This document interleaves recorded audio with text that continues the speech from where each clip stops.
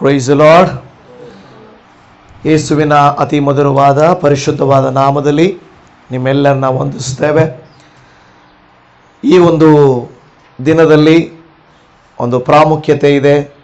ಲೋಕವೆಲ್ಲ ಈ ವಾರವನ್ನು ಬಹಳ ಭಕ್ತಿ ಶ್ರದ್ಧೆಯಿಂದ ಆಚರಣೆಯನ್ನು ಮಾಡುತ್ತಾರೆ.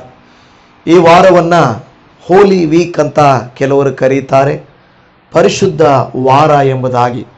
ಯಾಕೆ ಎಂಬುದಾಗಿ ಹೇಳುವಾಗ, ಯೇಸು ಕ್ರಿಸ್ತರು ಭಾನುವಾರದಂದು ಆತನು ರಾಜಾದಿ ರಾಜನಂತೆ ಕರ್ತರ ಕರ್ತನಂತೆ ಆತನು ಯೆರೂಸಲೇಮನ್ನು ಪ್ರವೇಶಿಸಿದ ನಂತರವಾಗಿ ಆತನು ಬೋಧನೆಗಳನ್ನು ಮಾಡುವಾಗಲೂ ಆತನು ಈ ವಾರವೆಲ್ಲ ಅನೇಕ ಸತ್ಯಾಂಶಗಳನ್ನು ಆತನು ತಿಳಿಯಪಡಿಸಿ ನಂತರ ಏನು ಮಾಡ್ತಾರಂದರೆ ಆತನು ಶ್ರಮೆಯನ್ನು ಅನುಭವಿಸುವುದು, ಶುಕ್ರವಾರ ಆತನು ಶಿಲುಬೆಗೆ ಹಾಕಲ್ಪಡುವಂಥದ್ದು, ಭಾನುವಾರ ತನಕ ಪುನರುತ್ಥಾನ ದಿನದ ತನಕ ಶಿಲುಬೆಯ ಧ್ಯಾನವನ್ನು ಮಾಡುತ್ತಾ ಇರುವಂಥದ್ದನ್ನು ನಾವು ನೋಡುವಂಥವರು ಆಗಿದ್ದೇವೆ. ಆ ವಿಧವಾಗಿ ನಾವು ಕೂಡ ಕರ್ತನ ಸಮ್ಮುಖದಲ್ಲಿ ಹೆಚ್ಚಿನ ಸಮಯವನ್ನು ಕಳೆದು ಕರ್ತನು ನಮಗಾಗಿ ಏನನ್ನು ಮಾಡಿದ್ದಾರೋ ಅದನ್ನು ನಾವು ನೆನಪು ಮಾಡಿಕೊಳ್ಳುವಂಥವರು ಆಗಿರಬೇಕು. ವಾಕ್ಯ ಭಾಗಕ್ಕಾಗಿ ಮತ್ತು ನಮಗ ವಾಕ್ಯ ಅರ್ಥ ಆಗುವುದಕ್ಕಾಗಿ ಒಂದು ಸಣ್ಣ ಪ್ರಾರ್ಥನೆಯನ್ನು ಮಾಡಿಕೊಳ್ಳೋಣ. ಪ್ರೀತಿಯ ಯೇಸುವೆ, ಮತ್ತೊಂದು ದಿನವನ್ನು ನಮ್ಮ ಜೀವಿತದಲ್ಲಿ ಕೊಟ್ಟು ನಿನ್ನ ಪಾದ ಸನ್ನಿಧಿಗೆ ಬಂದು ನಿನ್ನ ವಾಕ್ಯವನ್ನು ಕೇಳುವಂತೆ ನೀವು ನಮಗೆ ಅನುಗ್ರಹಿಸಿದಂಥ ಈ ಒಳ್ಳೆಯ ಸಮಯಕ್ಕಾಗಿ ಸ್ತೋತ್ರ. ನಮ್ಮನ್ನು ಕಾದು ನಡೆಸಿದವರೇ, ಈ ಕರ್ತನೆ ಶಿಲುಬೆಯ ಧ್ಯಾನವನ್ನು ನಾವು ಧ್ಯಾನಿಸುವಾಗ ಅದರಿಂದ ರಹಸ್ಯಗಳನ್ನು, ಅದರಿಂದ ಆದರಣೆಯನ್ನು, ಅದರಿಂದ ನಮಗೆ ಬೇಕಾದ ಪಾಠಗಳನ್ನು ನೀನು ಕಲಿಸಿಕೊಡಬೇಕೆಂಬುದಾಗಿ ನೀವೇ ಮಾತನಾಡಬೇಕೆಂದು ಯೇಸುವಿನ ನಾಮದಲ್ಲಿ ಬೇಡಿದ್ದೇವೆ ತಂದೆಯೇ, ಆಮೇನ್ ಆಮೇನ್. ಪ್ರೀತಿ ದೇವಜನವೇ, ಲೋಕವನ್ನು ನಾವು ನೋಡುವಾಗ ನಮ್ಮ ಜೀವಿತದಲ್ಲಿ ಸಂತೋಷ ಇರುವಾಗ ಸಂತೋಷವನ್ನು ಹಂಚಿಕೊಳ್ಳಲಿಕ್ಕೆ ಅನೇಕರು ಇರ್ತಾರಲ್ವ. ಒಂದು ಬೆಲ್ಲ ಇರುವಾಗ, ಒಂದು ಸಕ್ಕರೆ ಇರುವಾಗ ಅದರ ಸುತ್ತಲೂ ಏನಿರ್ತವಂತೆ? ನೊಣಗಳು ಇರ್ತವೆ, ಇರುವೆಗಳು ಇರ್ತವೆ. ಎಲ್ಲಿ ಬೆಲ್ಲ ಇರ್ತದೋ, ಎಲ್ಲಿ ಸಕ್ಕರೆ ಇರ್ತದೋ ಅಲ್ಲಿ ನೊಣಗಳಿರ್ತವೆ. ನಮ್ಮ ಜೀವಿತದಲ್ಲಿ ಹಣ ಇರುವಾಗ ಜನರು ಸುತ್ತಕೊಂಡಿರ್ತಾರೆ. ಹಣ ಇರುವಾಗ ನಮ್ಮ ಸುತ್ತಲೂ ಜನ ಇರ್ತಾರೆ. ಯಾಕೆಂದರೆ ನಮ್ಮ ಹತ್ರ ಹಣ ಇದೆ. ನಾವು ಚೆನ್ನಾಗಿರುವಾಗ ನಮ್ಮ ಸುತ್ತಲೂ ಜನ ಇರ್ತಾರೆ. ಹಾಗೆಯೇ ಒಳ್ಳೆಯ ಕೂಟಗಳನ್ನು ನೀವು ನೋಡ್ರಿ, ಮದುವೆ ಸಮಾರಂಭಗಳು, ಬರ್ತ್ಡೇ ಸಮಾರಂಭಗಳು, ಬೇರೆ ಯಾವುದೇ ಮನೆ ಓಪನಿಂಗ್ ಸಮಾರಂಭಗಳು ನೋಡ್ರಿ, ಜನ ತುಂಬಿ ಇರ್ತಾರೆ. ಯಾಕೆಂದ್ರೆ ಅವು ಶುಭ ಸಮಾರಂಭಗಳು, ಒಳ್ಳೆಯವುಗಳು ಇರ್ತದೆ. ಆದರೆ ನನ್ನ ಪ್ರಿಯ ದೇವಜನವೇ, ಅದೇ ಒಬ್ಬ ವ್ಯಕ್ತಿ ಯಾರಾದರೂ ಕಷ್ಟದಲ್ಲಿದ್ದಾರೆ ಅಂತ ತಿಳ್ಕೊಳ್ರಿ, ಅವರ ಮನೆಯಲ್ಲಿ ಅನಾರೋಗ್ಯ ಇದೆ ಅಂತ ತಿಳ್ಕೊಳ್ರಿ, ಆಸ್ಪತ್ರೆಯಲ್ಲಿ ಅಡ್ಮಿಟ್ ಮಾಡಿದ್ದಾರೆ ಅಂತ ತಿಳ್ಕೊಳ್ರಿ, ಮರಣ ಆಗಿದೆ ಅಂತ ತಿಳ್ಕೊಳ್ರಿ, ಅವರ ಮನೆಯಲ್ಲಿ ಕಡಿಮೆ ಜನ ಇರ್ತಾರೆ. ಯಾಕೆಂದರೆ ಸುಖಕ್ಕೆ ಬರುವಷ್ಟು ಜನರು ದುಃಖಕ್ಕೆ ಬರುವುದಿಲ್ಲ. ದೇವರ ವಾಕ್ಯವು ನಮಗೂ ಅದೇ ಹೇಳುತ್ತದೆ. ಸಂಪತ್ತನ್ನು ಹಂಚಿಕೊಳ್ಳುವುದಕ್ಕೆ ಅನೇಕರು ಇರ್ತಾರೆ, ಕಷ್ಟವನ್ನು ಹಂಚಿಕೊಳ್ಳಲಿಕ್ಕೆ ಯಾರು ಕೂಡ ಇರುವುದಿಲ್ಲ, ಬಡತನವನ್ನು ಹಂಚಿಕೊಳ್ಳಲಿಕ್ಕೆ ಯಾರು ಇರುವುದಿಲ್ಲ. ಆದರೆ ನನ್ನ ಪ್ರಿಯ ದೇವಜನವೇ, ಯಾರು ನಮ್ಮ ಕಷ್ಟ ದುಃಖ ಪ್ರಯಾಸವನ್ನು ಹಂಚಿಕೊಳ್ಳಲಿಕ್ಕೆ ಇಲ್ಲದೆ ಹೋದರೂ ಕೂಡ ಯೇಸು ಸ್ವಾಮಿ ನಮ್ಮ ಕಷ್ಟವನ್ನು ಹಂಚಿಕೊಳ್ಳಲಿಕ್ಕೆ ಇರ್ತಾರೆ. ಹಲ್ಲೆಲೂಯಾ. ಮನುಷ್ಯರು ಸಂಪತ್ತನ್ನು, ಸಂತೋಷವನ್ನು, ಸಮಾಧಾನವನ್ನು, ಸುಖವನ್ನು ಹಂಚಿಕೊಳ್ಳಲಿಕ್ಕೆ ಬರುತ್ತಾರೆ. ಆದರೆ ದೇವರು ನಮ್ಮೊಟ್ಟಿಗೆ ಕಷ್ಟ ಇರುವಾಗಲೂ, ಕಣ್ಣೀರಿರುವಾಗಲೂ, ವೇದನೆ ಇರುವಾಗಲೂ ಆತನು ನಮ್ಮನ್ನ ಪ್ರೀತಿಸುವಂಥವರು ಆಗಿದ್ದಾರೆ. ನಿಜವಾಗಿ ಆತನು ನಮ್ಮ ಒಳ್ಳೆಯದನ್ನು ಬಯಸುವಂತ ದೇವರಾಗಿದ್ದಾರೆ. ಒಂದು ವಾಕ್ಯವನ್ನು ಓದಿಕೊಳ್ಳೋಣ. ಯೆಶಾಯನ ಪ್ರವಾದನೆಯ ಗ್ರಂಥ 53ನೇ ಅಧ್ಯಾಯ 4ನೇ ವಚನವನ್ನ ನಾವು ಓದಿಕೊಳ್ಳೋಣ. ಯೆಶಾಯನ ಪ್ರವಾದನೆಯ ಗ್ರಂಥ 53ನೇ ಅಧ್ಯಾಯ 4ನೇ ವಚನ. ಯಾರಾದರೂ ಒಬ್ರು ಓದ್ರಿ. ನಿಜವಾಗಿಯೂ ನಮ್ಮ ಸಂಕಷ್ಟಗಳನ್ನ ಅನುಭವಿಸಿದನು, ಅವನು ಹೊತ್ತ ಹೊರೆಯು ನಮ್ಮ ಸಂಕಟವೇ ಹೌದು. ಹಲ್ಲೆಲೂಯಾ. ನೋಡಿ, ಯೇಸು ಕ್ರಿಸ್ತರು ನಮ್ಮ ಸಂಕಟವನ್ನ ಆತನು ಒತ್ತಿದ್ದಾನೆ ಎಂದು ಹೇಳುತ್ತಾ ಇದ್ದಾನೆ. ನಮ್ಮ ಸಂಕಷ್ಟಗಳನ್ನು, ನಮ್ಮ ಹೊರೆಯನ್ನ ಆತನೇ ಹೊತ್ತುಕೊಂಡನು ಎಂಬುದಾಗಿ ಅಲ್ವಾ. ಸುಖವನ್ನ ಒತ್ತುಕೊಳ್ಳೋದಕ್ಕೆ ಜನ ಇರ್ತಾರೆ, ಆರೋಗ್ಯವಾಗಿದ್ದಾಗ ಜನ ಇರ್ತಾರೆ, ನಮಗೆ ಕೆಲಸ ಇದ್ದಾಗ, ಮನೆ ಚೆನ್ನಾಗಿದ್ದಾಗ, ನಮ್ಮ ಹತ್ರ ಹಣ ಇದ್ದಾಗ ಎಲ್ಲ ಜನರು ಸುತ್ತುವರಿಯುತ್ತಾರೆ. ಆದ್ರೆ ನಾವೇನಾದ್ರೂ ಒಂದು ಸಾಲ ಬಾಧೆಯಲ್ಲಿದ್ದೇವೆ ಅಂದ್ರೆ, ಒಂದು ವೇಳೆ ರೋಗ ಬಾಧೆಯಲ್ಲಿದ್ದೇವೆ ಅಂತ ಹೇಳಿದ್ರೆ ನಮ್ಮ ಸುತ್ತಲೂ ಜನರು ಇರುವುದಿಲ್ಲ. ಯಾಕೆಂದರೆ ಕಷ್ಟಕ್ಕೆ ಕಡಿಮೆ ಜನ, ಸುಖಕ್ಕೆ ಸುಮಾರು ಜನ. ನಾನು ಯಾವಾಗಲೂ ಮಾತನ್ನ ಹೇಳ್ತಾ ಇರ್ತೇನೆ, ಕಷ್ಟಕ್ಕೆ ಕಡಿಮೆ ಜನ, ಸುಖಕ್ಕೆ ಸುಮಾರು ಜನ. ಸುಖ ಇರುವಾಗ ಸುಮಾರು ಜನ ಇರ್ತಾರೆ. ಆದರೆ ಪ್ರೀತಿ ದೇವಜನವೇ, ನಾವು ಪಾಪಿಗಳು ಎಂದಾಗ, ನಾವೇನಾದ್ರೂ ಕೆಲಸಕ್ಕೆ ಬಾರದವರು, ಬಡವರಾಗಿದ್ದಾಗಲ ಏನು ನಮಗೆ ಆಶೀರ್ವಾದ ಇಲ್ಲ ಅಂದ್ರೆ ನಮ್ಮ ಸುತ್ತಲೂ ಯಾರು ಇರೋದಿಲ್ಲ. ನಾವು ಚೆನ್ನಾಗಿದ್ರೇನೆ 4 ಜನ, ಇಲ್ಲ ಅಂದ್ರೆ ಯಾರು ಕೂಡ ನಮ್ಮನ್ನ ನೋಡ್ಕೊಳ್ಳೋದೇ ಇಲ್ಲ. ಆದ್ರೆ ನೋಡಿ, ಯೇಸು ಕ್ರಿಸ್ತನು ಆ ರೀತಿಯಾಗಿ ಅಲ್ಲ, ಪಾಪಿಗಳಿಗಾಗಿ ಆತನು ಬಂದನು, ಹೌದಲ್ವಾ? ದಾರಿ ತಪ್ಪಿದವರಿಗಾಗಿ ಆತನು ಬಂದನು, ಬಡವರಿಗಾಗಿ ಆತನು ಬಂದನು, ಮಾನವರಿಗಾಗಿ ಆತನು ಬಂದನು, ಮನುಷ್ಯರ ಪಾಪ ಪರಿಹಾರಕ್ಕಾಗಿ ಆತನು ಬಂದನು. ದೇವರು ವಾಕ್ಯ ಹೇಳ್ತಾನೆ, ಆತನೇ ಪರಲೋಕವನ್ನ ಬಿಟ್ಟು ಭೂಮಿಗೆ ಬರಲಿಕ್ಕೆ ಕಾರಣ ಏನು? ಯಾಕೆ ಆತನು ಭೂಮಿಗೆ ಬರಬೇಕಾಗಿತ್ತು? ರಾಜಾದಿ ರಾಜನಾಗಿರುವವನು, ಸೃಷ್ಟಿಕರ್ತನಾಗಿರುವಂತವನು, ದೇವರ ಕುಮಾರನಾಗಿರುವ ಆತನು ದಾಸನ ರೂಪವನ್ನು ಧರಿಸಿಕೊಂಡು ಆತನು ಯಾಕೆ ಬರಬೇಕಾಯಿತು? ಯಾಕೆ ಆತನು ನಮ್ಮ ಬಾಧೆ, ನಮ್ಮ ಸಂಕಟ, ನಮ್ಮ ವೇದನೆ, ನಮ್ಮ ದುಃಖ, ನಮ್ಮ ಕಷ್ಟಗಳನ್ನ ಆತನು ವಹಿಸಿಕೊಳ್ಳಲಿಕ್ಕೆ ಬಂದನು? ಅದನ್ನು ನಾವು ಗಮನಿಸಬೇಕಾಗಿದೆ. ಒಬ್ಬ ದೇವ ಕುಮಾರನಾದವನು ಮನುಷ್ಯನಾಗಿ ಬಂದು ಆತನು ಹಸಿವೆಯಲ್ಲಿದ್ದರು, ಅನೇಕರು ಆತನನ್ನ ಬೈದರು, ಉಗಿದರು, ಒಡೆದರು, ನೋಯಿಸಿದರು, ಪ್ರಶ್ನೆ ಮಾಡಿದರು. ಎಲ್ಲ ಯಾಕೆ ಮಾಡಿಕೊಳ್ಳಬೇಕಾಗಿತ್ತು? ಆತನು ಯಾಕೆ ಅಂದ್ರೆ ಅದೆಲ್ಲವನ್ನ ನಮಗಾಗಿ ಆತನು ಸಹಿಸಿಕೊಂಡನು. ಹಲ್ಲೆಲೂಯಾ. ನೋಡಿ, ನಾವು ದೇವ್ರ ವಾಕ್ಯ ಹೇಳುವಂಥದ್ದು ಏನಂದ್ರೆ, ನಾವು ಈ ಲೋಕದಲ್ಲಿ ಒಬ್ಬೊಬ್ಬರಿಗೂ ಕಷ್ಟವನ್ನು ಯಾರು ಒತ್ತುಕೊಳ್ಳಿಕ್ಕೆ ಹೋಗೋದಿಲ್ಲ, ಆದರೆ ಸುಖವನ್ನೇ ಒತ್ತುಕೊಳ್ಳಿಕ್ಕೆ ಬರ್ತಾರೆ.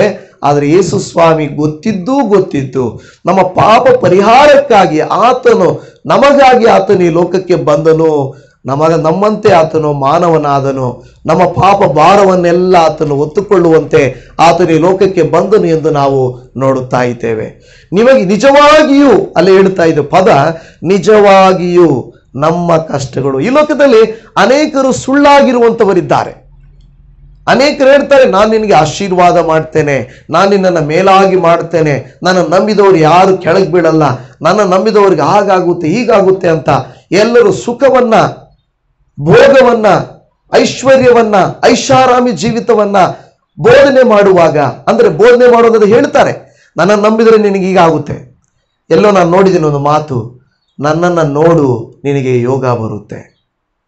ಎಲ್ಲೋ ನನ್ನ ಜ್ಞಾಪಕ ಇಲ್ಲ, ಅಲ್ಲ, ಮನೆಗಳಲ್ಲಾಗಿರ್ತಾರಲ್ವಾ, ನನ್ನನ್ನು ನೋಡು ನಿನಗೆ ಯೋಗ ಬರುತ್ತೆ. ನೋಡಿದ್ರೆ ಸಾಕು ಯೋಗ ಬಂದ್ಬಿಡುತ್ತೆ. ಹೇಳಿದ್ರೆ ನನ್ನನ್ನು ನೋಡು ಯೋಗ ಬರುತ್ತೆ. ಅರೆ, ಜೀವನ ಇಷ್ಟು ಸುಲಭನಾ? ಜೀವನ ಇಷ್ಟು ಸುಲಭನಾ? ನನ್ನ ನೋಡಿದ್ರೆ ಸಾಕು. ಅದಕ್ಕೆ ಏನ್ ಮಾಡ್ತಾರೆ, ಜನಕ್ಕೆ ಎಲ್ಲ ಮರಳು ಮಾತುಗಳು ಬೇಕು. ಜನಕ್ಕೆ ಏನಂದ್ರೆ ಸುಲಭ ಬೇಕು, ಕಷ್ಟ ಪಡಬಾರ್ದು. 4 ವಾರ ಇಲ್ಲಿಗೆ ಬಾ, 4 ಕೆಲಸ ಇದನ್ನ ಮಾಡು, ಇದನ್ನ ಕಟ್ಕೋ, ಇದನ್ನ ಮಾಡ್ಕೋ, ನಿನಗೆ ಏನ್ ಬೇಕು ಅದು ಸಿಗುತ್ತೆ. ಅಷ್ಟು ಸುಲಭವಾಗಿ ಆಶೀರ್ವಾದ ಸಿಗುತ್ತೆ. ಜನರೆಲ್ಲರೂ ಏನ್ ಮಾಡ್ತಾರೆ, ಹಾಗೆ ಮಾಡ್ತಾರೆ. ನೋಡಿದ್ರೆ ಸಾಕು ಅಂದ್ರೆ ಸಾಕು, ನೀನ್ ಇದನ್ನು ಮಾಡಿದ್ರೆ ಸಾಕು, ಇದನ್ನು ಕಟ್ಕೊಂಡ್ರೆ ಸಾಕು, ಇದನ್ನು ತಿಂದ್ರೆ ಸಾಕು, ಹಿಂಗಿದ್ರೆ ಸಾಕು. ಇಷ್ಟು ಸುಲಭವಾಗಿ ಆಶೀರ್ವಾದವನ್ನ ಲೋಕ ಏನ್ ಮಾಡುತ್ತೆ, ಕೊಡುತ್ತೆ ಅಲ್ವಾ? ಅದು ಸತ್ಯ ತಾನೆ. ಲೋಕದ ಜನ ಹೇಳ್ತಾರೆ, ಇದನ್ನು ಮಾಡಿ ಸಿಂಪಲ್ ಆಗಿ. ನಾನು ಅದೇ ಒಂದು ಉದಾಹರಣೆ ಹೇಳಿದೆ, ತುಂಬಾ ಹೇಳಕ್ ಹೋಗಲ್ಲ, ಯಾಕೆಂದ್ರೆ ಅನೇಕರು ಅದನ್ನು ಅಪಾರ್ಥ ಮಾಡಿಕೊಡ್ತಾರೆ. ನನ್ನನ್ನು ನೋಡು ಯೋಗ ಬರುತ್ತೆ, ಅಷ್ಟು ಸುಲಭ. ಜನರು ಅದಕ್ಕೆ ಏನ್ ಮಾಡ್ತಾರೆ, ಬೆಳಿಗ್ಗೆ ಎದ್ದ ತಕ್ಷಣ ನೋಡ್ಬಿಡ್ತಾರೆ, ಓ ಬಂದ್ಬಿಡುತ್ತೆ ನನಗೆ ಯೋಗ, ಆಶೀರ್ವಾದ, ಐಷಾರಾಮಿಚ್ಚನ. ಮಾತ್ರವಲ್ಲ ಪ್ರಿಯರೇ, ಅನೇಕ ನಂಬಿಕೆಗಳು ಇದೇ ರೀತಿ ಇದೆ. ನೀನ್ ನನಗಿಷ್ಟು ತಂದು ಕೊಟ್ರೆ ನಾನು ಇಷ್ಟು ನಿನಗೆ ತಿರುಗಿ ಕೊಡ್ತೇನೆ, ನೀನ್ ಇಷ್ಟು ಮಾಡಿದ್ರೆ ನನಗೆ ನಾನು ಅಷ್ಟು ಮಾಡ್ತೇನೆ ಎಂದು ಅನೇಕರು ಏನ್ ಮಾಡ್ತಾರೆ ಅಂದ್ರೆ ಸುಳ್ಳಾದ ಮಾತುಗಳನ್ನ ನಮಗೆ ಹೇಳ್ತಾರೆ. ಜನರು ಅದನ್ನ ನಂಬ್ತಾರೆ. ನೀವು ಬರಿಗೈಯಲ್ಲಿ ನೀವು ನಿಮ್ಮ ಹೃದಯವನ್ನ ತೆಗೆದುಕೊಂಡು ದೇವರ ಬಳಿಯಲ್ಲಿ ಬರ್ರಿ, ಯೇಸುವಿನ ಬಳಿಗೆ ಬರ್ರಿ ಅಂದ್ರೆ ಯಾರು ಬರಲ್ಲ. ಸುಮ್ಮನೆ ಮಾತಾಡಿದ್ರೆ ಯಾರು ಬರಲ್ಲ. ಆದ್ರೆ ಏನಾದ್ರು ನಿಮಗೆ ಹಂಗಾಗ್ಬೇಕಾ ಹಿಂಗಾಗ್ಬೇಕಾ ಇಷ್ಟೆತ್ಕೊಂಬರ್ರಿ ಇದು ಕೊಡ್ರಿ ಹಂಗ್ ಮಾಡ್ರಿ ಅನ್ನುವಾಗ ಜನಕ್ಕೆ ಏನೋ ಒಂದು ಹುಮ್ಮಸ್ಸು, ಏನೋ ಒಂದು ಕಾರ್ಯ. ಯೇಸು ಸ್ವಾಮಿ ಹೇಳ್ತಾರೆ, ನಾನು ನಿನ್ನಂತರ ಯಾವುದನ್ನು ಅಪೇಕ್ಷಿಸುವುದಿಲ್ಲ.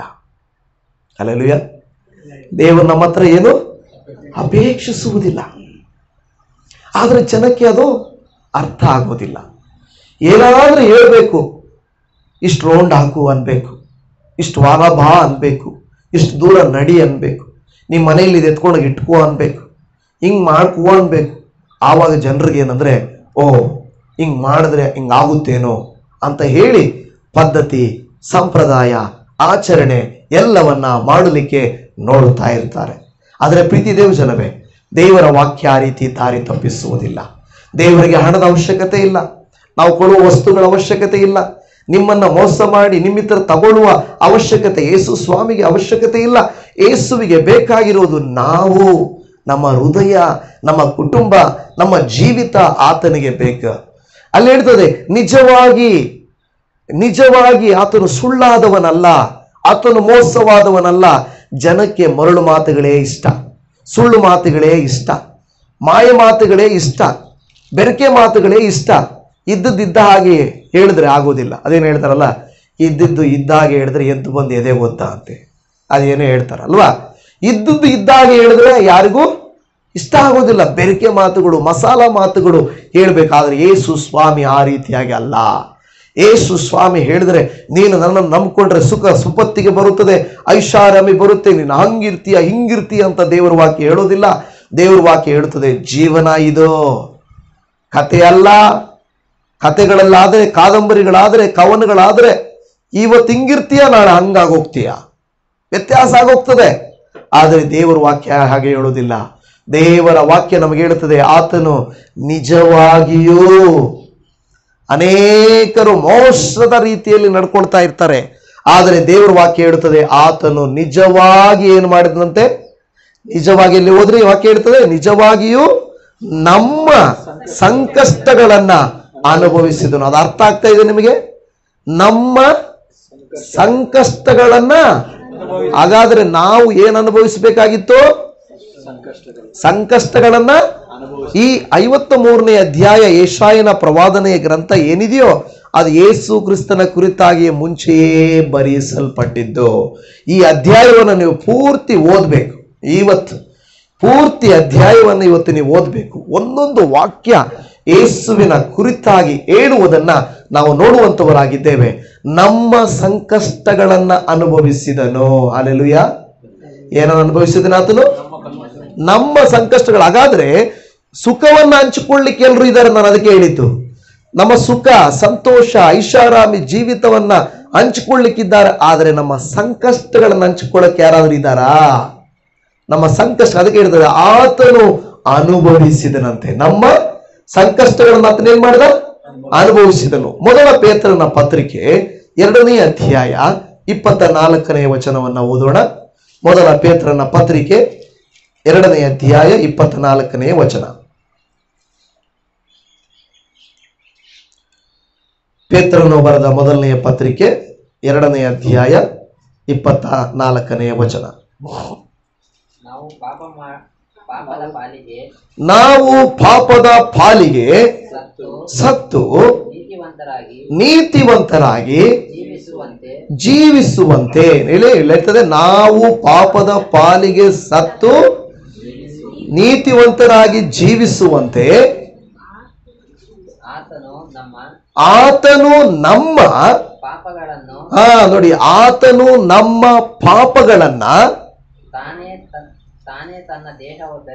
ತಾನೇ ತನ್ನ ದೇಹದಲ್ಲಿ ಹೊತ್ತುಕೊಂಡು ಮರಣದ ಕಂಬವನ್ನ ಏರಿದನು. ನೋಡಿ, ನಾವು ಪಾಪದ ಪಾಲಿಗೆ ಸತ್ತವರಾಗಿರಬೇಕು. ಆದರೆ ಆತನು ತಾನು ತನ್ನ ಮೇಲೆ ಹೊತ್ತುಕೊಂಡು ನಮ್ಮನ್ನ ಬಿಡಿಸುವುದಕ್ಕಾಗಿ ಆತನೇನು ಮಾಡಿದಂತೆ, ಆತನು ಮರಣದ ಶಿಲುಬೆಯನ್ನ ಏರಿದನು ಅಂತ ದೇವರು ವಾಕ್ಯ ಹೇಳ್ತದೆ. ನೋಡ್ರಿ, ಯಾರಾದ್ರೂ ಈ ರೀತಿ ನಮ್ಮನ್ನು ಬಿಡಿಸೋರಿದ್ದಾರ? ಸಂಕಷ್ಟಗಳಿಂದ ನಮ್ಮನ್ನು ಬಿಡಿಸೋರಿದ್ದಾರ? ಯಾರಾದ್ರೂ ಸಾಲದ ಸುಳಿಯಲ್ಲಿ ಬಿದ್ದು ಮುಳುಗಿ ಹೋಗ್ತಾ ಇರುವಂಥವ್ರನ್ನ, ಅಯ್ಯೋ ಇವರಿಗೆ ಸಾಲ ಇದೆಯಪ್ಪ, ನಾನು ಇವನ್ನ ರಕ್ಷಿಸೋಣ ಅಂತ ಬರ್ತಾರ. ಅನಾರೋಗ್ಯದಲ್ಲಿದ್ದಾರಪ್ಪ, ಇವರಿಗೆ ಸಹಾಯ ಮಾಡೋಣ ಅಂತ ಬರ್ತಾರ. ಅಯ್ಯೋ ಇವ್ರ ಮನೆಯಲ್ಲಿ ಪಾಪ ಊಟಕ್ಕಿಲ್ಲಪ್ಪ, ಕೊಡೋಣ ಅಂತ ಬರ್ತಾರ. ಇವರ ಮಕ್ಕಳಿಗೆ ಶಾಲೆಗೆ ಫೀಸ್ ಇಲ್ಲಪ್ಪ ಅಂತ ಬರ್ತಾರ, ಕೊಡ್ತಾರ? ಯಾರು ಕೊಡೋದಿಲ್ಲ.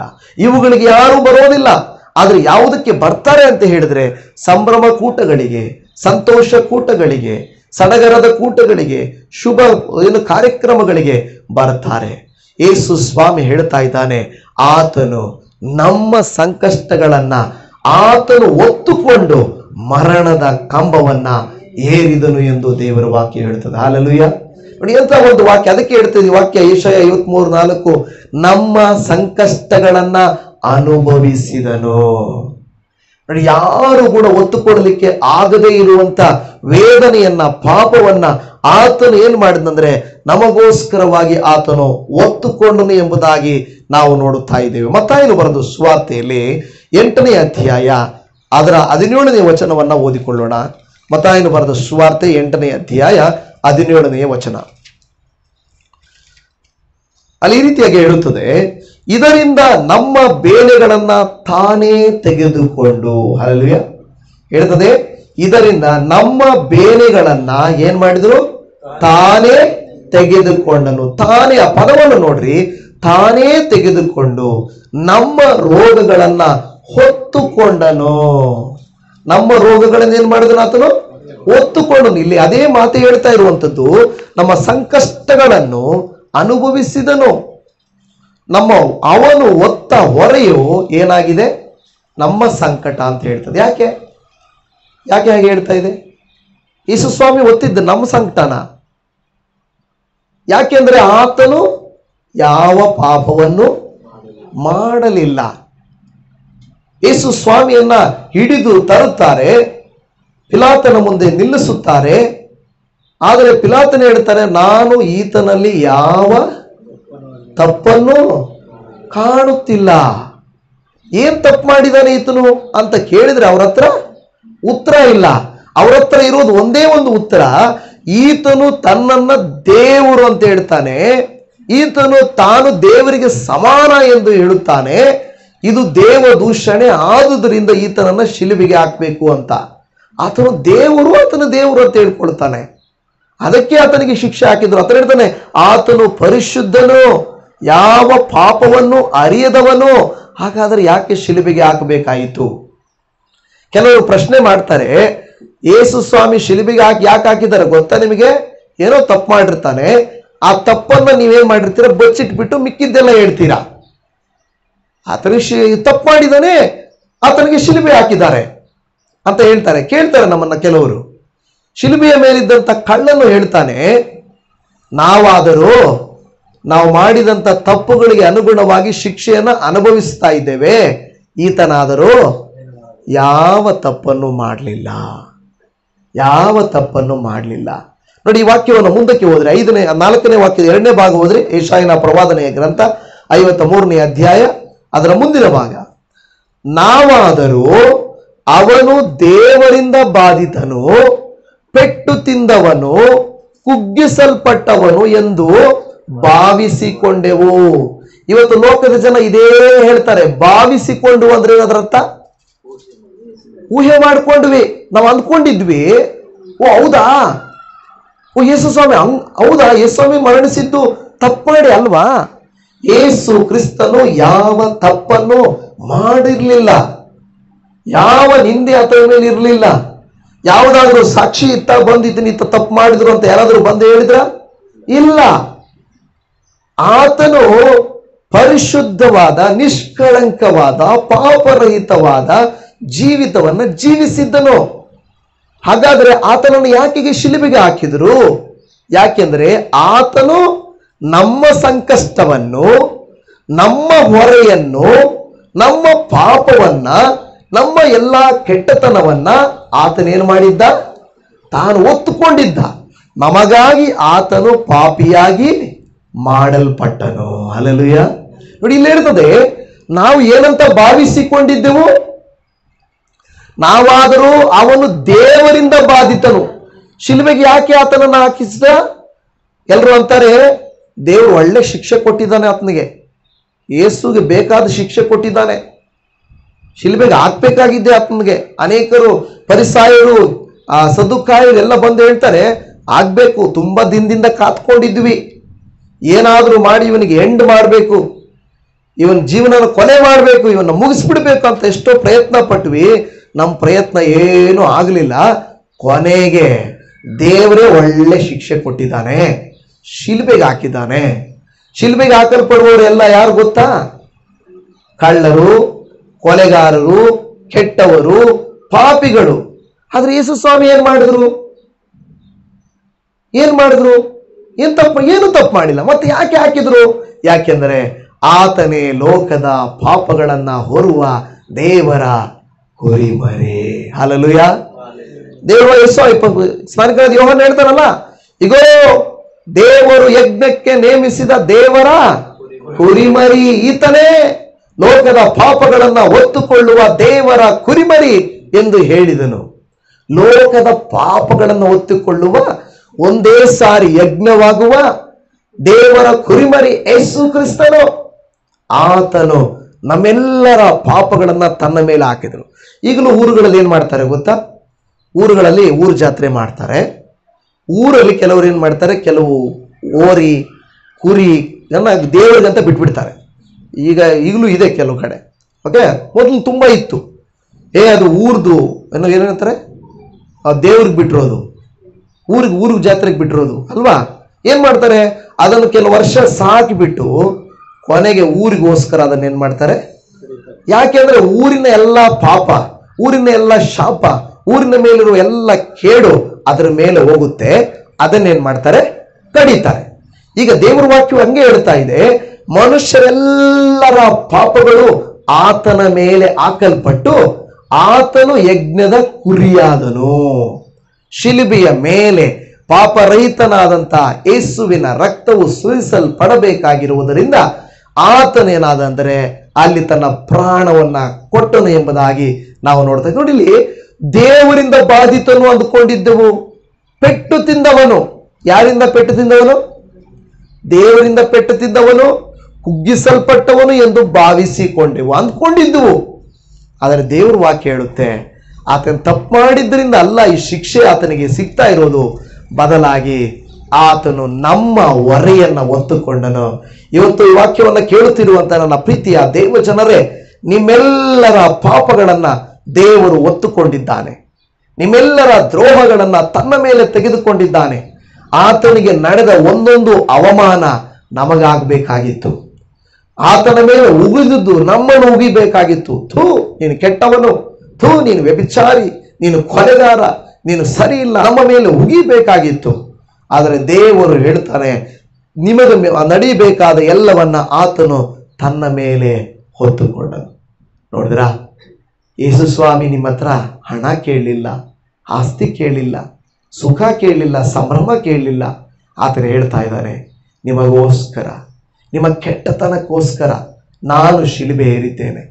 ನಿಮ್ಮ ಎಲ್ಲ ಪಾಪ ದ್ರೋಹಗಳನ್ನ ನಾನು ಹೊತ್ತು ಸಹಿಸಿದ್ದೇನೆ. ನಿಮ್ಮನ್ನ ಬಿಡಿಸುವುದಕ್ಕಾಗಿ ನಾನು ಬಲಿಯಾಗಿದ್ದೇನೆ. ಹಲ್ಲೆಲೂಯಾ. ಏನಾದರೂ ಆತನು ನಮ್ಮನ್ನ ಬಿಡಿಸುವುದಕ್ಕೆ ಆತನು ಬಲಿಯಾಗಿದ್ದಾನೆ. ನಾವು ಇಟ್ಕೊಳ್ಳಿ, ನಮ್ಮನ್ನ ಬಿಡಿಸಲು ಆತನು ಬಲಿಯಾದನು. ಅನೇಕರು ತಪ್ಪಾಗಿ ಹೇಳ್ತಾರ ತಾನೆ, ಯಾಕೆ ಯೇಸುಸ್ವಾಮಿ ಶಿಲುಬೆಗೆ ಹೋದ? ನೋಡಿ, ಮೊದಲೇ ಹೇಳಿದೆ, ಆತನು ಯಾಕೆ ನಾವು ಭಾವಿಸಿದೆವು, ನಾವು ಅಂದ್ಕೊಂಡೆವು ಯೇಸು ಸ್ವಾಮಿಗೆ ಆಗ್ಬೇಕು ಶಿಕ್ಷೆ. ಎಡಗಡೆ ಇರುವಂತ ಕಳ್ಳನ್ ಹೇಳ್ತಾನೆ, ಏನು ಯೇಸುವೆ, ನೀನು ನಮ್ಮ ತರ ಶಿಲ್ಬೆಗೆ ಹಾಕಿಸಲ್ಪಟ್ಟಿದೀಯ, ಏನೋ ತಪ್ಪು ಮಾಡಿರ್ತೀಯ ನೀನು ಅಲ್ವಾ? ಹಂಗೆ ಅಂದಿದ್ದು ಕಳ್ಳ, ನೀನೇನೋ ತಪ್ಪು ಮಾಡಿರ್ತೀಯ, ದೇವರಿಗೆ ವಿರೋಧವಾಗಿ ಏನೋ ತಪ್ಪು ಮಾಡಿರ್ತೀಯ, ಅದಕ್ಕೆ ದೇವರು ನಿನಗೆ ಶಿಕ್ಷೆ ಕೊಟ್ಟಿದ್ದಾನೆ ಅಂತ ಹೇಳ್ತಾನೆ. ಆದ್ರೆ ಇನ್ನೊಬ್ಬ ಕಳ್ಳ ಹೇಳ್ತಾನೆ, ನಾವಾದರೂ ಈ ಶಿಕ್ಷೆಗೆ ಪಾತ್ರರಪ್ಪ, ಆದರೆ ಈತನು ಆ ರೀತಿ ಅಲ್ಲ, ಈತನು ನಮ್ಮ ಪಾಪಗಳನ್ನ ಹೊತ್ತುಕೊಂಡನು ಎಂದು ಹೇಳ್ತಾ ಇದ್ದಾನೆ. ಹಲ್ಲೆಲೂಯಾ. ಮುಂದಕ್ಕೆ ಹೋದ್ರಿ, ಅದರ ಯೆಶಾಯನ ಪ್ರವಾದನೆಯ ಗ್ರಂಥ 53:5.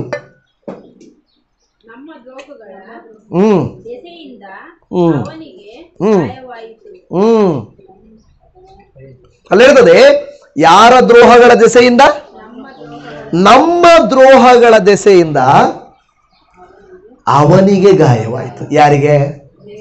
ಯೇಸು ಸ್ವಾಮಿಗೆ. ನೋಡಿದ್ರ, ಯೇಸು ಸ್ವಾಮಿಗೆ. ನಮ್ಮ ದೇಶದ ವೇದ ಗ್ರಂಥಗಳಲ್ಲಿ ಹೇಳ್ತದೆ, ಪಂಚಗಾಯವುಳ್ಳವನು. ಏನು? ಪಂಚಗಾಯವುಳ್ಳವನು. ಯಾರಿಗೂ ಪಂಚಗಾಯಗಳಾಗಿಲ್ಲ, ಯೇಸು ಸ್ವಾಮಿಗೆ ಹೊರತುಪಡಿಸಿ. ಹಲ್ಲೆಲೂಯಾ. ಪಂಚಗಾಯಗಳು ತಲೆಯ ಮೇಲೆ, ಕೈಗಳಲ್ಲಿ, ಕಾಲುಗಳಲ್ಲಿ, ಪಕ್ಕೆಯಲ್ಲಿ ಪಂಚಗಾಯಗಳನ್ನು ಹೊಂದಿದವನೇ ನಿನಗೆ ಸ್ತೋತ್ರ ಎಂದು ಹೇಳ್ತಾರೆ. ಹಲ್ಲೆಲೂಯಾ. ನೋಡಿ, ಹಿಸ್ಟ್ರಿಯಲ್ಲಿ, ಇತಿಹಾಸದಲ್ಲಿ ನಮಗಾಗಿ ಗಾಯಗಳ ಹೊಂದಿದ ದೇವರು ಯಾರು ಇಲ್ಲ. ನೋಡಿ, ಇಲ್ಲಿ ಹೇಳ್ತದೆ, ನಮ್ಮ ದ್ರೋಹಗಳ ನಿಮಿತ್ತ, ನಮ್ಮ ದ್ರೋಹಗಳ ದೆಸೆಯಿಂದ ಅವನಿಗೆ ಗಾಯವಾಯಿತು. ಈಗ ಅರ್ಥ ಆಗ್ತಾ ಇದೆ ಯಾಕೆ ಯೇಸು ಸ್ವಾಮಿಗೆ ಗಾಯ ಆಯಿತು ಅಂತ? ನಮ್ಮ ದ್ರೋಹಗಳ ದೆಸೆಯಿಂದ. ಹಾಗೆ ಹೇಳ್ತದೆ, ನಮ್ಮ ಅಪರಾಧಗಳ ನಿಮಿತ್ತ. ಯಾವುದರ ನಿಮಿತ್ತ? ಕಡೆ ನಾವು ಫಸ್ಟ್ ಏನ್ ಅಂದ್ಕೊಳ್ತಾ ಇದ್ವಿ ತಪ್ಪಾಗಿ? ಯೇಸು ಸ್ವಾಮಿಗೆ ಜನರು ಅಂದ್ಕೊಳ್ಳೋದೇನು? ಈ ಯೇಸು ಸ್ವಾಮಿಗೆ ಶಿಲ್ಬೆ ಹಾಕಿದ್ದಾರೆ ಅಂದ್ರೆ ಏನ್ ತಪ್ಪು ಮಾಡಿದ್ದೀರ ಅನ್ನೋ ಶಿಲ್ಬೆಗೆ ಹಾಕ್ತಾರಾ? ಹೌದಲ್ವಾ? ನೋಡಿ, ಇತಿಹಾಸದಲ್ಲಿ ಹೆಂಗ್ ಬರ್ದಿದೆ, ಬೈಬಲ್ ಅಲ್ಲಿ ಹೆಂಗ್ ಬರ್ದಿದೆ, ಯೇಸು ಸ್ವಾಮಿ ಶಿಲ್ಬೆಗೆ ಹಾಕಲ್ಪಟ್ಟಿದ್ದು ನಿಜ. ಅನೇಕ ಬೇರೆ ಗ್ರಂಥ ಬೇರೆಯವರು ಹೇಳ್ತಾರೆ ಇತಿಹಾಸದಲ್ಲಿ. ಯಾಕೆ ಹಾಕಿದ್ರು ಅಂತ ಕಾರಣ ಕೇಳಿದ್ರೆ ಏನೋ ಅದನ್ನ ತಪ್ಪು ಮಾಡಿಲ್ಲ. ಮತ್ತೆ ಹೆಂಗ್ ಶಿಲ್ಬೆಗೆ ಹಾಕಿದ್ರು ಅಂದ್ರೆ, ಯಾಕೆ ಹಾಕಿದ್ರು ಅಂತ ಹೇಳಿದ್ರೆ ಈ ವಾಕ್ಯಗಳು ಹೇಳುತ್ತವೆ, ನಾವು ತಪ್ಪಾಗಿ ಊಹಿಸಿಕೊಂಡಿದ್ದವು, ಯೇಸು ಸ್ವಾಮಿ ಏನೋ ತಪ್ಪು ಮಾಡಿದ್ದಾನೆ ಅಂತ ಲೋಕದ ಜನ ಇವತ್ತು ಅಂದ್ಕೊಳ್ತಾ ಇದ್ದಾರೆ.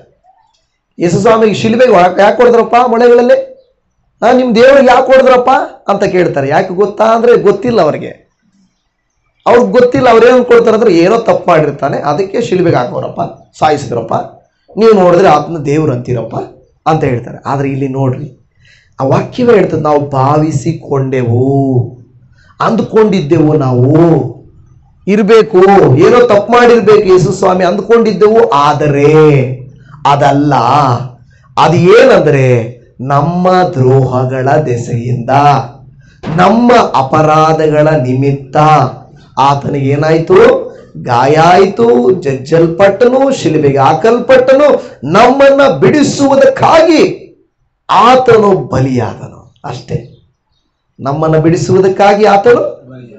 ಈ ಸಿಂಪಲ್, ಇಷ್ಟೇ ನಮಗೆ ಬೇಕಾಗಿರೋದು. ನನ್ನನ್ನ ಬಿಡಿಸಲು ನೀನು ಬಲಿಯಾದೆಯೇ, ನನ್ನನ್ನು ಬಿಡಿಸಲು ನೀನು ಬಲಿಯಾದೆಯೇ. ಈಡು ಕೊಡುವುದು. ಈಗ ನಾವು ಅಂಗಡಿಗೆ ಹೋದ್ರೆ ಹಣ ಕೊಡ್ತೀವಿ, ವಸ್ತು ತಗೊಂತೀವಿ. ಯಾವುದೇ ಆಗಲಿ ಏನಾದರೂ ಕೊಟ್ಟರೆ ಇನ್ನೊಂದು ಕೊಡ್ತಾರೆ. ಹಾಗೇನೆ ಯೇಸುವಿನ ರಕ್ತದಿಂದ ನಾವು ಕ್ರಯಕ್ಕೆ ಕೊಳ್ಳಲ್ಪಟ್ಟಿದ್ದೇವೆ. ಹಲ್ಲೆಲೂಯಾ. ಹೌದಾ ಇಲ್ವಾ? ಯೇಸುವಿನ ರಕ್ತದಿಂದ ನಾವೇನಾಗಿದ್ದೇವೆ? ಕ್ರಯಕ್ಕೆ ಕೊಳ್ಳಲ್ಪಟ್ಟಿದ್ದೇವೆ. ಸುಮ್ಮನೆ ಅಲ್ಲ. ಪಾಪವು ನಮ್ಮನ್ನ ಹಿಡಿದಿತ್ತು, ನಮ್ಮನ್ನ ಸೆಳೆದಿತ್ತು. ಆದರೆ ಯೇಸು ಸ್ವಾಮಿ ತನ್ನ ಪ್ರಾಣವನ್ನ ಕೊಟ್ಟು ನಮ್ಮನ್ನ ಆತನು ಬಿಡಿಸಿದ್ದನು. ಹಾಲೆಲೂಯ, ಸ್ತೋತ್ರ. ಇದರ ವಾಕ್ಯವನ್ನು ಓದಿಕೊಳ್ಳೋಣ. ಗಲಾತ್ಯದವರಿಗೆ ಬರೆದ ಪತ್ರಿಕೆ 3ನೇ ಅಧ್ಯಾಯ 13ನೇ ವಚನ. ಗಲಾತ್ಯದವರಿಗೆ ಬರೆದ ಪತ್ರಿಕೆ 3ನೇ ಅಧ್ಯಾಯ 13ನೇ ವಚನ. ಯೇಸು ಕ್ರಿಸ್ತನು ನಮ್ಮನ್ನು ಶಾಪದಿಂದ ಬಿಡಿಸುವುದಕ್ಕಾಗಿ ತಾನೇ ಶಾಪಗ್ರಸ್ತನಾದನು. ಹಾಲೆಲೂಯಾ. ಅಲ್ಲಿ ಹೇಳ್ತಾ ಇದೆ, ಏನಂತ ಹೇಳ್ತಾ ಇದೆ? ಯೇಸು ಕ್ರಿಸ್ತನು ನಮ್ಮನ್ನ ಬಿಡಿಸಲು ಏನ್ ಮಾಡ್ದಾತ? ತಾನೇ ಶಾಪಗ್ರಸ್ತನಾದನು. ಹಾಲೆಲೂಯಾ, ಸ್ತೋತ್ರ.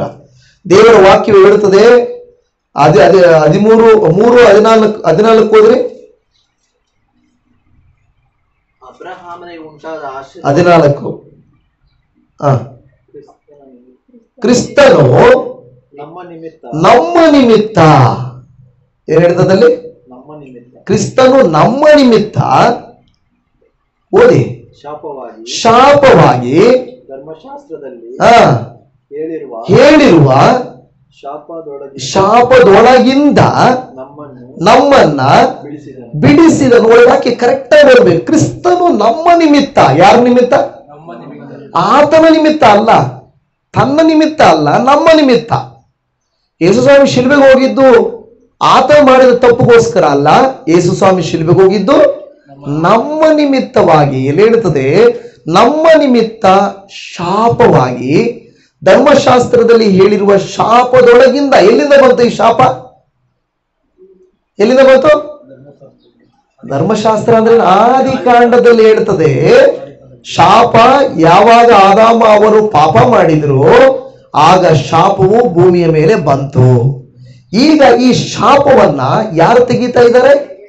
ಯೇಸು ಸ್ವಾಮಿ ತೆಗಿತಾ ಇದ್ದಾರೆ.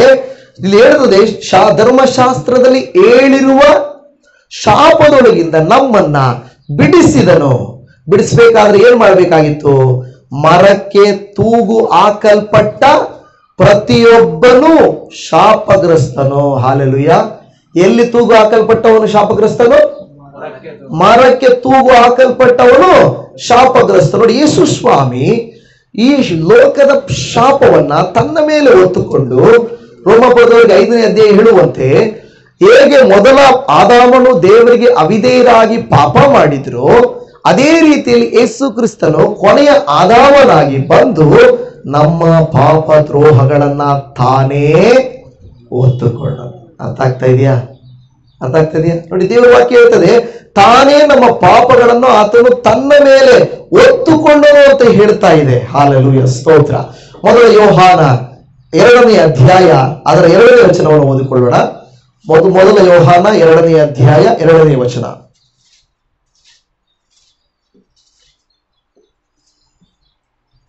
ಆತನು ನಮ್ಮ ಪಾಪಗಳನ್ನ ನಿವಾರಣೆ ಮಾಡುವ ಯಜ್ಞವಾಗಿದ್ದಾನೆ. ಏನಾಗಿದ್ದಾನೆ? ನಮ್ಮ ಪಾಪಗಳನ್ನು ನಿವಾರಣೆ ಮಾಡುವ ಯಜ್ಞವಾಗಿದ್ದಾನೆ. ನಮ್ಮ ಪಾಪಗಳನ್ನು ಮಾತ್ರವಲ್ಲದೆ ಸಮಸ್ತ ಲೋಕದ ಪಾಪಗಳನ್ನು ಸಹ ನಿವಾರಣೆ ಮಾಡುತ್ತಾನೆ. ಕೇಳಿಸ್ಕೊಂಡ್ರ ವಾಕ್ಯ? ಕೇಳಿಸ್ಕೊಂಡ್ರ? ಏನಂತ ಇದ್ದಾರೆ ವಾಕ್ಯದಲ್ಲಿ? ನಮ್ಮ ಪಾಪಗಳನ್ನ ಮಾತ್ರವಲ್ಲದೆ ಸಮಸ್ತ ಲೋಕದ ಪಾಪಗಳನ್ನು ಸಹ ನಿವಾರಣೆ ಮಾಡ್ತಾನೆ. ನೋಡಿ, ಯೇಸು ಸ್ವಾಮಿ ಯಾಕೆ ಆತನು ಮರಣಿಸಿದನು, ಯಾಕೆ ಆತನು ಮಾಡಿದನು ಅಂತ ಹೇಳಿದರೆ, ನಮ್ಮ ಎಲ್ಲ ಪಾಪ ದ್ರೋಹಗಳನ್ನ ಆತನು ಸಹಿಸುವುದಕ್ಕಾಗಿ. ಪ್ರಿಯರೇ, ಮನುಷ್ಯನೇನ್ ಮಾಡ್ತಾನೆ? ನಮ್ಮನ್ನ ಚುಚ್ಚುತ್ತಾನೆ, ನಮ್ಮನ್ನ ನೋಯಿಸ್ತಾನೆ. ಆದ್ರೆ ಯೇಸು ಸ್ವಾಮಿ ನೋವನ್ನ ತೆಗೀತಾನೆ. ನಾನು ಹೇಳ್ತೇನೆ, ಕೆಲವು ಸಾರಿ ಮನುಷ್ಯರು ನಮಗೆ ಗಾಯ ಮಾಡ್ತಾರೆ, ದೇವರು ನಮಗೆ ಗುಣ ಮಾಡ್ತಾರೆ. ಹೌದಲ್ವಾ? ಮನುಷ್ಯರ ಮಾತುಗಳಿಂದ ನಮ್ಮನ್ನ ಚುಚ್ಚುತ್ತಾರೆ, ಮನುಷ್ಯರು ನಮ್ಮನ್ನ ವೇದಿಸ್ತಾರೆ. ಆದ್ರೆ ಯೇಸು ಸ್ವಾಮಿ ನಮಗೆ ಆಶೀರ್ವದಿಸ್ತಾರೆ.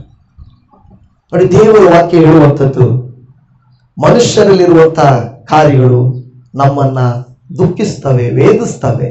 ಆದರೆ ದೇವರು ನಮ್ಮನ್ನ ಆ ರೀತಿಯಾಗಿ ಅಲ್ಲ. ಜ್ಞಾನೋಕ್ತಿಗಳ ಗ್ರಂಥ 12ನೇ ಅಧ್ಯಾಯ 18ನೇ ವಾಕ್ಯವನ್ನು ಓದಿಕೊಳ್ಳೋಣ. ಜ್ಞಾನೋಕ್ತಿಗಳ ಗ್ರಂಥ 12:18.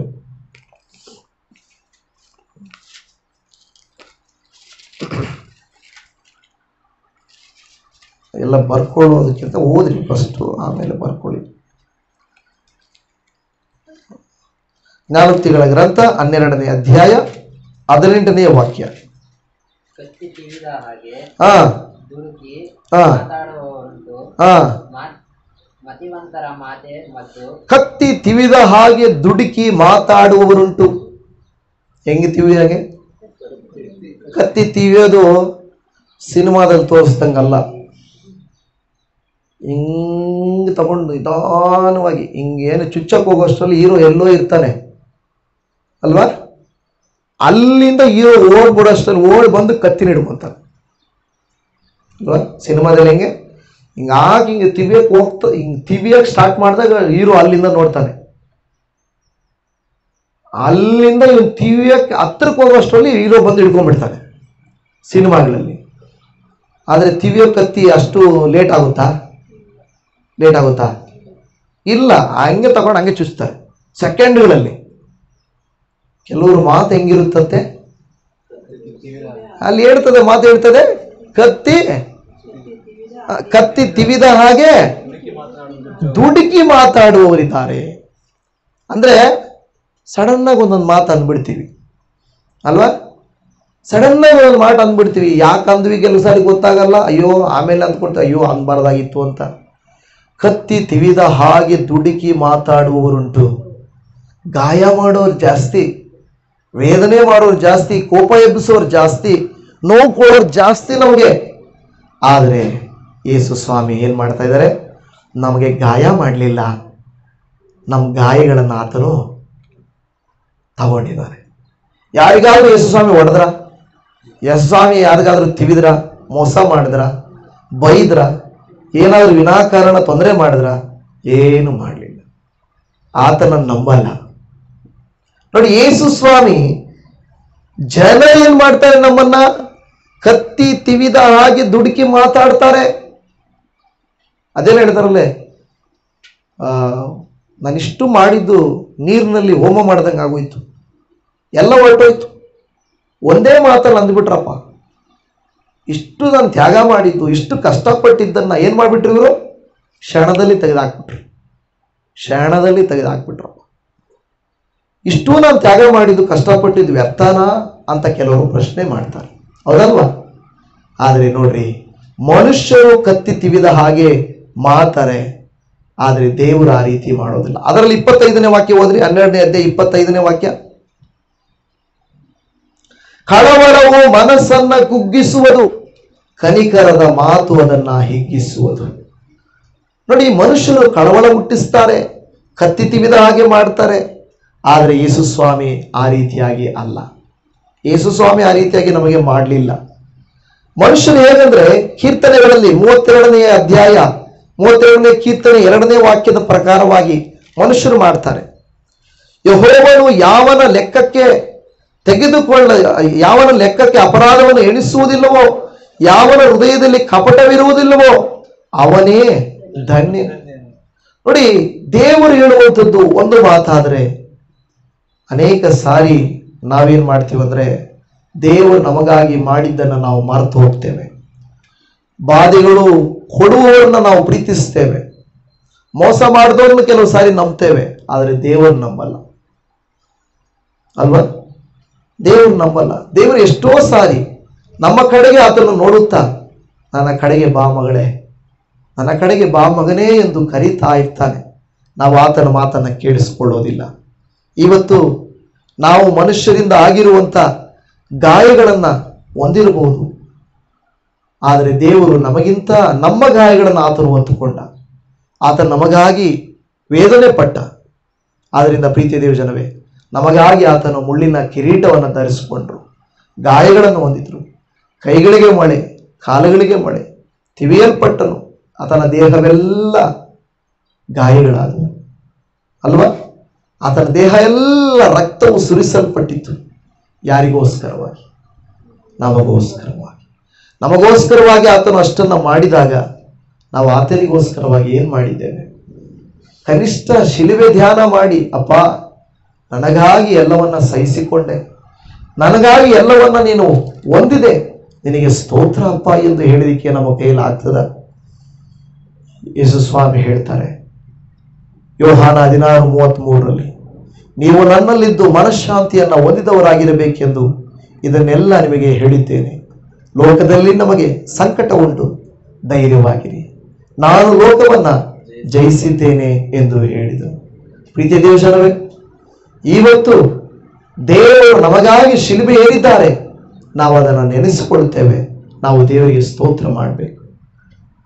ಸುಖದಲ್ಲಿ ಸಂತೋಷದಲ್ಲಿ ಜನರು ತುಂಬಾ ಜನ ಹಂಚಿಕೊಳ್ಳಲಿದ್ದಾರೆ, ಆದರೆ ನಮ್ಮ ಬಾಧೆಗಳು, ನಮ್ಮ ಸಂಕಷ್ಟಗಳು ಯಾರೂ ಹಂಚಿಕೊಳ್ಳಕ್ಕೆ ಇಲ್ಲ. ಯೆಶಾಯ 53:4 ಹೇಳಿದ ಹಾಗೆ ನಮ್ಮ ಹೊರೆ ಆತನು ಹೊತ್ತನು, ನಮ್ಮ ಸಂಕಷ್ಟಗಳನ್ನು ಆತನು ಹೊತ್ತನು. ನಮ್ಮ ದ್ರೋಹಗಳ ದೆಸೆಯಿಂದ ಆತನಿಗೆ ಗಾಯವಾಯಿತು, ನಮ್ಮ ಅಪರಾಧಗಳ ನಿಮಿತ್ತ ಆತನು ಚಚ್ಚಲ್ಪಟ್ಟನು. ತಿಳಿದು ಇನ್ನೂ ನಾವು ಪಾಪದಲ್ಲಿ ಹೋದರೆ ಒಳ್ಳೆಯದಲ್ಲ. ನಮಗಾಗಿ ಶಿಲುಬೆ ಹಾಕಿದಂಥ ಯೇಸುವಿನ ಮುಂದೆ ನಮ್ಮ ತಲೆಗಳನ್ನು ತಗ್ಗಿಸೋಣ, ಪ್ರಾರ್ಥನೆ ಮಾಡಿಕೊಳ್ಳೋಣ.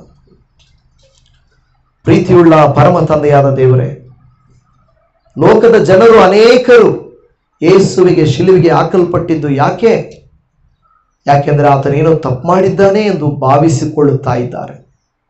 ಆದರೆ ಅಪ್ಪ, ಇವತ್ತಿನ ವಾಕ್ಯ ನಮಗೆ ಸ್ಪಷ್ಟವಾಗಿ ನೀವು ನಮಗೆ ತಿಳಿಯಪಡಿಸಿದ್ದೀರಿ.